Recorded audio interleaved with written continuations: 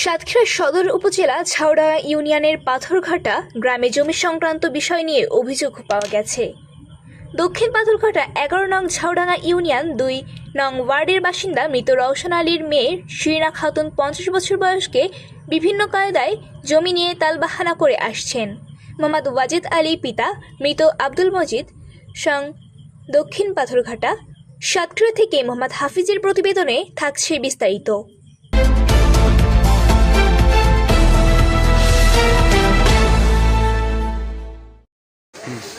আমার নাম শিরিনা খাতুন, 11 নম্বর ঝড়ডাঙ্গা ইউনিয়ন 2 নম্বর ওয়ার্ড, গ্রাম দক্ষিণ পাথরঘাটা। মৃত আমার বাবা রওশন আলী, আমি শিরিনা খাতুন। আমাদের দীর্ঘদিন ভোগদখলীয় জমি, ঘর বাড়ি, দোকানপাট, গোলাম মধু, আমিরুল, অজেত আলী, আব্দুল রাজ্জাক, আব্দুল গনি, সবাই মিলে আরও অনেকে সবাই মিলে আমাদের এই জমি, দোকানপাট, ঘর বাড়ি ভাঙচুর করে। আমরা আইন আদালতে সঠিক বিচার পাই না। তাদের অনেকের সম্পত্তি এইভাবে তারা দল জোট করে, আব্দুল গনি বড় হলো মাতব্বার, সেই জমির যত জালজালিয়াতি কাগজ তৈরি করে। এখন দীর্ঘদিন তৈরি করে অনেক মানুষ, অসহায় মানুষকে নির্যাতিত করে। মালিকেই আব্দুল গনির এই 2066 দাগে কোনো সম্পদ নেই। সে জালজালিয়াতি করে একটা রেকর্ড বানাইয়ে সেই সম্পত্তি বিক্রি করেছে মানিকের কাছে। সে মানিক বিদেশ থাকে তার বউয়ের কাছে। সেই টাকা নিয়ে সে আমাদের পিছনে ষড়যন্ত্র করে লড়ে। এই মামলা কোর্টে চলে, এখন সাক্ষীরা আদালতে আছে।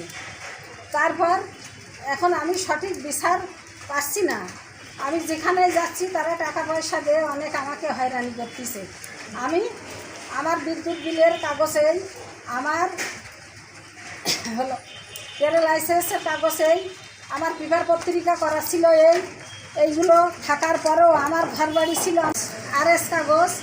এই আব্দুল গনি থেকে এই ষড়যন্ত্র করে বিধায় আমাদের অনেক হয়রানি করতেছে। ওকে আমি সঠিক বিচার চাই, আর গোলাম মজিদের বিচার চাই, আর বাবার এসের কাগজেই, আর দাদার CS-এর মালিকেই আব্দুল গনির এই 2066 দাগে কোনো সম্পদ নেই। ঝড়ডাঙ্গায় বিচার দিছি, আজও পর্যন্ত সেই বিচারে কাগজ হাজির করি নাই।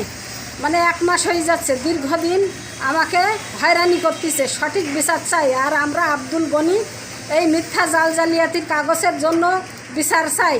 সে মানিকের কাছে সম্পত্তি বিক্রয় করেছে, আমাদের সম্পত্তি মামলা চলাকালীন। একে আমি আদালতে বিচার চাই।